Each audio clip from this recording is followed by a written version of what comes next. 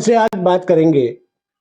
इन दिनों देश में हिंदुत्व को लेकर के जो बयार चल रही है, उसको ये किस तरह से देखते हैं? मैं यति राम स्वरूपानंद सरस्वती, शिष्य परम पूज्य गुरु जी यति नरसिंहानंद गिरी महाराज जी। आपने जो कहा कि हिंदुत्व की बयार कहाँ बह रही है? नो मेवाद की घटना, हमारा एक भी कोई हिंदू राष्ट्र नहीं है, सर छुपाने के लिए छत भी नहीं है। हिंदुत्व की बयार कहाँ है? नहीं, ये कहा जाता है कि जब से मुझे कहना तो नहीं चाहिए क्योंकि आप संत हैं और मैं राजनीति की बात कर रहा हूँ। देश के प्रधानमंत्री पद पर नरेंद्र मोदी जी आसीन हुए हैं, तब से देश में हिंदुत्व को बल मिला है। क्या आप मानते हैं इस बात को? विश्वास नहीं करता हूं होने की स्थिति में है। केवल एक योगी आदित्यनाथ जी पर मुझे विश्वास है और हम तो उनको प्रधानमंत्री के रूप में देखना चाहते हैं। तब जाकर के हमारा सनातन धर्म बच पाएगा और हमारा देश भी बच पाएगा, और कोई विकल्प नहीं है। क्या राजनीति इस देश को हिंदू राष्ट्र में बदलेगी या संतों का आग्रह या संतों का जो आंदोलन है वो इस देश को हिंदू राष्ट्र बनाएगा? देखिए, सबसे पहले जो है धर्म राजनीति से है या राजनीतिक धर्म से है, आप इसको समझिए। धर्म से जाकर के राजनीतिक का विषय आता है और संतों को बहुत बेहतर यह पता है, क्योंकि संत शास्त्र, वेद, शस्त्र ये सब कुछ जानते हैं। तो राजनीतिक अगर धर्म से होगी तो सनातन धर्म बचेगा, राजनीतिक से धर्म नहीं। आज जो राजनीतिक से धर्म चलाने की कर रहे हैं ना, यह कार्य मैं इससे बिल्कुल सहमत नहीं हूं, नहीं हो पाएगा। यह जरूर बन करके ही रहेगा, देश इस्लामिक देश बनकर के ही रहेगा अगर ऐसे राजनीतिक में होंगे। इसका मतलब ये कि मौजूदा जो सरकार है वो देश में हिंदुत्व की रक्षा कर पाने में आपके नजरिए से कामयाब नहीं है? नहीं, कामयाब है। क्यों नहीं है कामयाब? अगर योगी आदित्यनाथ जी को प्रधानमंत्री अगर बना दिया अगर सनातनी हिंदुओं ने, तो कामयाब है। नहीं तो फिर ये जैसे कट्टर खट्टर क्या है, उसने बोला था नो मेवात वाली घटना पे इतने पुलिस नहीं भेज सकता। अरे 57 देश इस्लामिक देश हो गए, 1400 वर्षों से निरंतर बहन बेटियों को मारा जा रहा है, अनेकों मठ मंदिर तोड़ दिए। जब राम मंदिर टूटा था तो उसके साथ में 10 मंदिर टूटे थे। आप किस सरकार की बात कर रहे हैं? किस राजनीतिक वालों की बात कर रहे हैं? मैं राजनीतिक विषय पर चर्चा नहीं करना चाहता। हम एक सन्यासी हैं और जो कहूंगा मैं सत्य कहूंगा।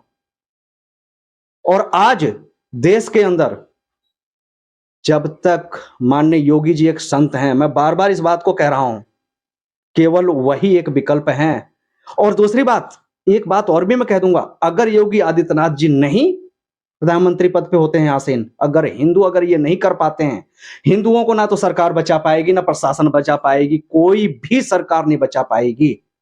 इस सरकार के होते हुए, मैं कटाक्ष नहीं कर रहा हूं, लेकिन इस सरकार के होते हुए इस ही सरकार के कार्यकर्ताओं के साथ क्या हुआ, नूपुर शर्मा के साथ क्या हुआ, टी राजा के साथ क्या हुआ, बीएस तोमर डासना देवी मंदिर डासना दे के रहने वाले मंडल अध्यक्ष बीजेपी के, उनके साथ क्या हुआ, यहां तक कि कम्युनिस्ट तिवारी के साथ क्या हुआ, निकिता तोमर के साथ क्या हुआ, मैं अनेकों ऐसे में आपको गिना सकता हूं। जब तक, पुनः मैं यह कहना चाहूंगा, वो संत हैं, संत सत्य बोलता है, इसलिए माननीय योगी जी को प्रधानमंत्री के रूप में देखना चाहता हूं। देश में उत्तराखंड पहला ऐसा राज्य है जहां यूसीसी समान नागरिक संहिता कानून लागू करने की बात की जा रही है और चौथी बार इसका कार्यकाल बढ़ाना पड़ा है, जबकि ये 15 जुलाई को सरकार को रिपोर्ट सौंपी थी। तो क्या आप समझते हैं कि यूसीसी लागू करने को लेकर के वर्तमान सरकार पूरी तरह से ईमानदार है?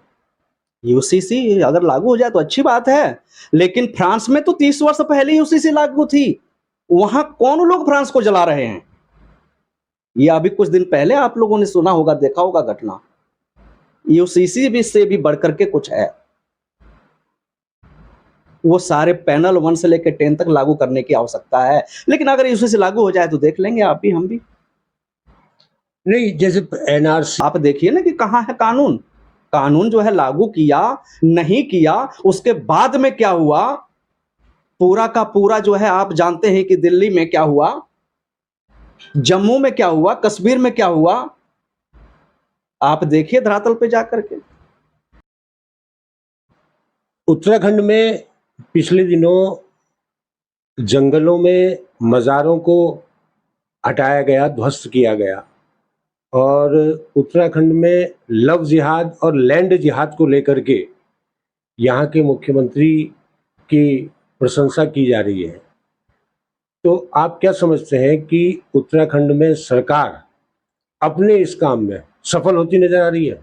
जी हाँ, जिस प्रकार से माननीय पुष्कर सिंह धामी जी मुख्यमंत्री उत्तराखंड सरकार, उन्होंने जो लव जिहाद और लैंड जिहाद पर जो कार्रवाई की है, मैं उनको कोट कोट नमन करता हूं कि ये वो सरकार है जिन्होंने ऐतिहासिक कार्य किया है, जो कि उत्तराखंड में अवैध मजारों को तोड़ने के लिए जो बुलडोजर उन्होंने चलवाया।